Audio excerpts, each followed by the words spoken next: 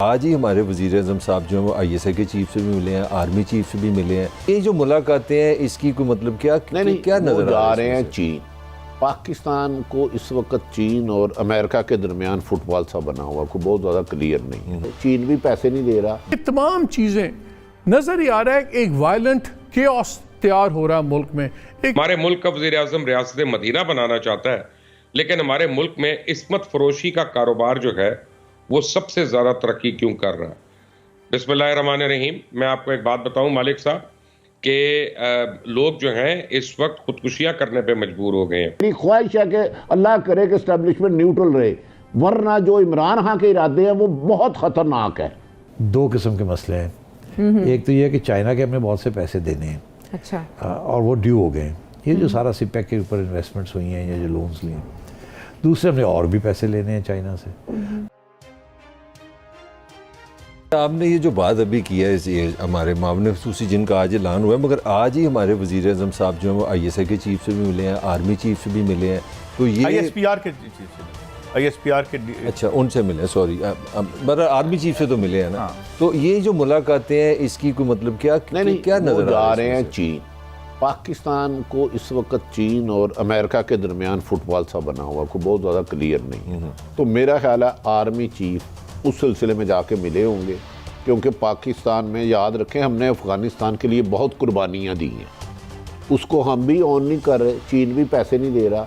तो वो मेरा ख्याल है ये मुलाकात मेरी राय में, मुझे नहीं पता, वो प्योर तौर पे पाकिस्तानी दाखिली और खारजी सतह के लिए हुई है। नहीं वैसे जो चाइना के प्रेसिडेंट है वो बड़े उनके SOPs बड़े सख्त हैं कोरोना के वाइज ना। तो मुझे कुछ इतलात इस तरह है कि वो बड़ा वज़ीर-ए-आज़म पहले जाना चाह रहे थे, मगर उन्होंने अपनी मसरूफियत की वजह से बड़ी मुश्किल से टाइम मिला है। और इसमें पाकिस्तान में ना रशिया और चाइना इन दोनों से मिलने जा रहा है। और आपकी बिल्कुल ठीक है, पाकिस्तान के लिए एक डिसाइसिव मोमेंट है कि पाकिस्तान ने चाइना की तरफ जाना है, अमरीका की तरफ जाना है, डॉलर की तरफ जाना है, कि कुछ करना भी है। देखिए आपकी इकॉनमी चल ही नहीं रही, ज़मीन बहुत हो चुकी है, डॉलर कहाँ पे कहाँ जा रहा है। कुछ लोग बकौल उनके के खुदा ना अल्लाह ना करे 200 पे भी जा सकता है। सर हम तो ये नहीं, हम तो पाकिस्तान के खैर खा और रज़ा बाकर साहब से हम दरख्वास्त करेंगे कि जो फ़ज़ाइल हैं डॉलर के मज़ीद महंगे होने के वो हमें ना बताया करें, इसे कम करें, नीचे लाएं, ताकि हमारा को कर्जा कम हो और यहाँ पे हुकूमत को स्पेस मिले।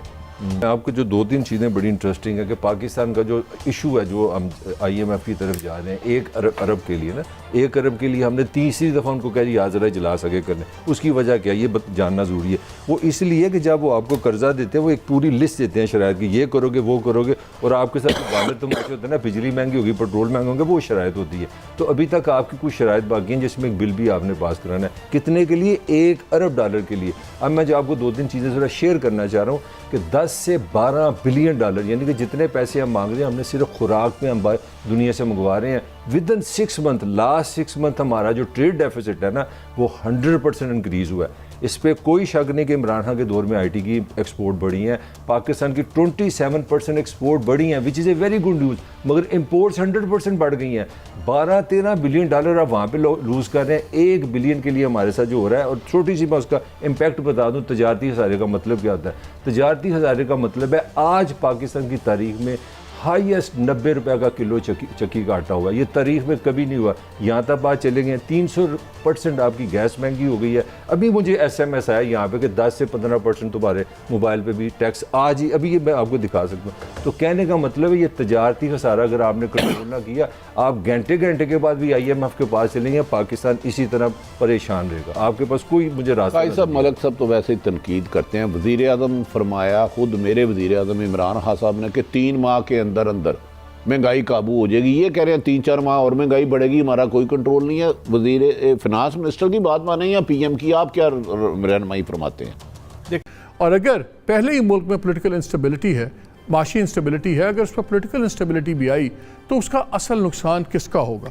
ये सारी बातें चल रही हैं उधर। तमाम चीज़ें नज़र ही आ रहा है कि एक वायलेंट केओस तैयार हो रहा है मुल्क में, एक तसादुम की फ़ज़ा हो रही है। हमारे मुल्क का वज़ीर-ए-आज़म रियासत मदीना बनाना चाहता है, लेकिन हमारे मुल्क में इस्मत फरोशी का कारोबार जो है वो सबसे ज़्यादा तरक्की क्यों कर रहा है।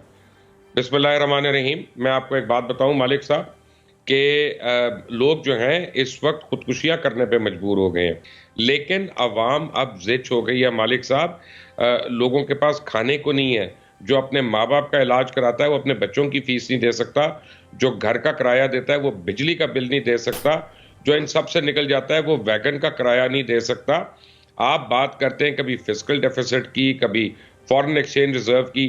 डॉलर को हमने नकेल डालनी थी, डॉलर ने हमें उल्टा चारों शाने चित कर दिया हुआ है।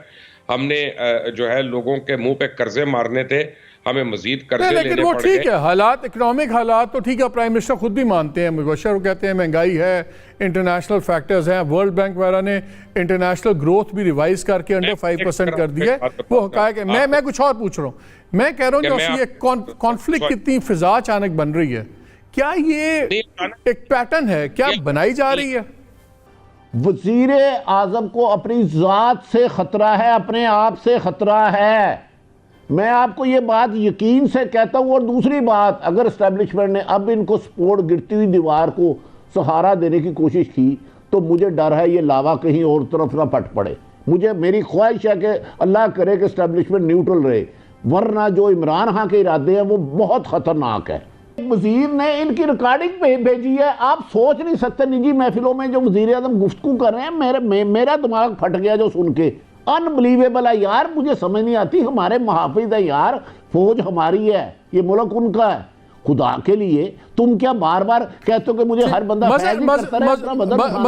मुझे एक बहुत अहम मुलाकात आज हुई है हमारे आर्मी चीफ DGISI और वज़ीर आज़म पाकिस्तान। PM हाउस में ये मुलाकात हुई है, टेलीविज़न स्क्रीन पर भी सब देख रहे हैं, बड़े खुशगवार माहौल में हुई है। और इमरान खान साहब जो चीन जा रहे हैं, इतलाती हैं कि उस पर डिस्कस हुआ है। चीन किस लिए जा रहे हैं सिटी साहब, कोई मुआहदे होने जा रहे हैं? नहीं, कुछ भी नहीं होने जा रहा। चीन में विंटर ओलंपिक्स हो रही हैं जिसको बहुत से वेस्टर्न ममालिक ने बॉयकॉट किया हुआ है। अच्छा। और चीन के प्रेसिडेंट साहब का ये रिक्वेस्ट थी कि पाकिस्तान भरपूर तरीके से पार्टिसिपेट करे। और क्योंकि हमारे पास तो ख़ास विंटर ओलंपिक्स के चैम्पियंस ही कोई नहीं है, यहाँ तो विंटर ओलंपिक्स का विंटर गेम्स ही नहीं होती।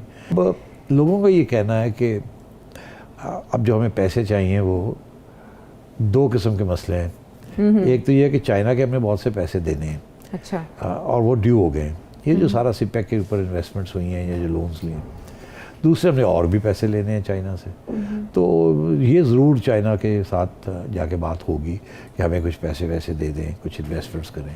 उनकी तरफ से क्या होगा मैं आपको भी बता देता हूँ, बिकॉज हमें कुछ थोड़ा बहुत इल्म होता है कि वो उनकी क्या सोच है। वो ये कहेंगे जी आपने सिपेक के अंदर बहुत सारे रुकावटें क्रिएट कर दी हैं from the bureaucratic point of view, number एक। नंबर दो, वो ये कहेंगे हमें सिक्योरिटी आपने सही प्रोवाइड नहीं की जिसकी वजह से हमारे ऊपर अटैक्स हो रही हैं। तो कंपनसेशन का तो ऐलान कर दिया गया। कंपनसेशन से सिक्योरिटी तो नहीं मिलती ना, जी बंदे तो मारे जाते हैं ना, जी। तो compensation is neither here nor there. तीसरी चीज़ वो ये कहेंगे कि आपने हमारे जो मुआहदे थे जो हमने आपके साथ किए थे वो टॉप सीक्रेट मुआहदे थे। वो शहबाज शरीफ साहब भी वो दिखा नहीं सके, आज तक वो सील्ड थे, क्योंकि उसके अंदर बड़ी सख्त टर्म्स चाइना ने लिए हैं।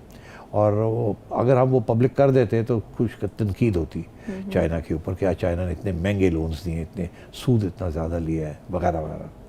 तो इसलिए चाइना ने ये कंडीशन रखी थी कि हम पैसे भी देते हैं, काम भी करते हैं, मगर आप हमारे जो मुआहदे हैं ये आप पब्लिक नहीं करेंगे। What about IMF? तो IMF ने आगे यहाँ ये बात कही कि जब तक आप हमें वो मुआहदे नहीं दिखाएंगे हम बात आगे नहीं बढ़ेगी।